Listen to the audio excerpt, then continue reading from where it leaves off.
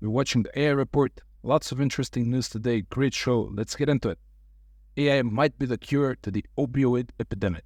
Specifically, machine learning can predict individuals at the highest risk of developing addictions, quit treatment, relapse, or overdose. This is achieved through both analyzing data from users on the internet, such as predicting the fentanyl use risk of Redditors based on their comments in one study, and wearable devices. Well, good luck in preventing the opioid epidemic, although I think there's a chance AI becomes the newest drug that people will abuse. Speaking of opioid epidemics, the people who likely create them, Big Pharma companies, are against stopping AI research because their work is too important, according to Recursion Pharmaceuticals CEO Chris Gibson.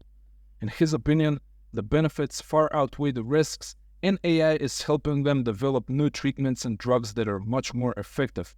Okay, that sounds good as long as they don't create another opioid epidemic with the new drugs created by AI. Next, we may have clean, free energy forever, thanks to AI. Scientists at the MIT Plasma Science and Fusion Center will input their data and current research about fusion into an AI system that can create a holistic fusion data platform that will provide better access to all researchers. Honestly, when I first read this title, I thought they were trying to create an AI that will work on the problem itself instead of merely increase accessibility. Still, this is pretty good as well and will likely have a positive impact.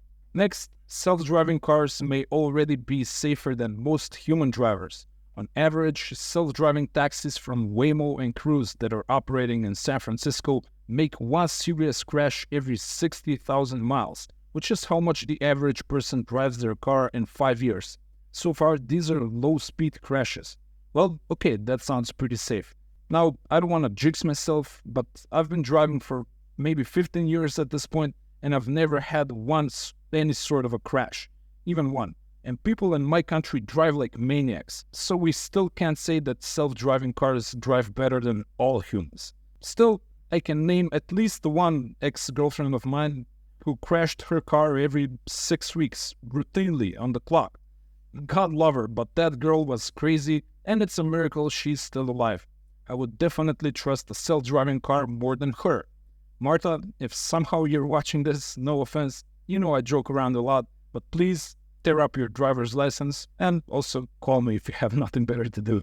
Okay, moving on, a study by Gartner estimates that by 2025, more than half of software engineering jobs will require AI oversight.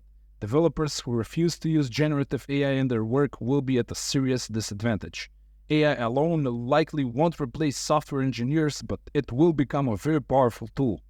But what's the problem here? If you're writing code, use the AI tools. They're good. They work. They save you time. They make you more productive. If you don't use them, the new intern who uses them will get promoted first. Why are we even talking about this? Is this some form of a nostalgia or some inertia or some crazy Luddite fear of technology?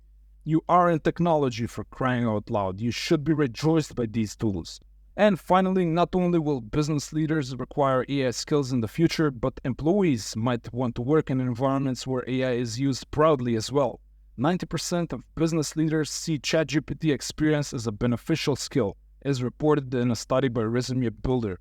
And offering specific AI training for employees is also seen as a benefit in the workplace and a good retention tactic. And let me tell you something. I was just looking to hire bloggers and marketers, and I specified that I'm looking for a person who's willing to use ChatGPT and other AIs, or has already used them. And the responses I got were like nothing before. I think I received more applications than ever, and the candidates were all fired up. You can sit on the sidelines here, but the AI train keeps a rolling. I suggest you get on it or risk getting left behind, and that's the way it is. That was the AI report. Hop on the AI train, subscribe if you haven't. I appreciate you, and I will see you tomorrow.